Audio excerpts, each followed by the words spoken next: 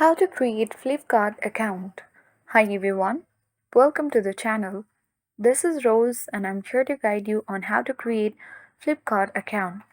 Watch the video till the end and without any further ado, let's dive right into the video. Launch Flipkart application on your device.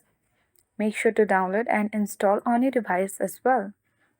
Select account icon at bottom right corner of the screen.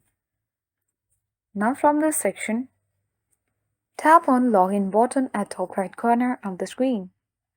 Now you can easily log in using your phone number or using email ID.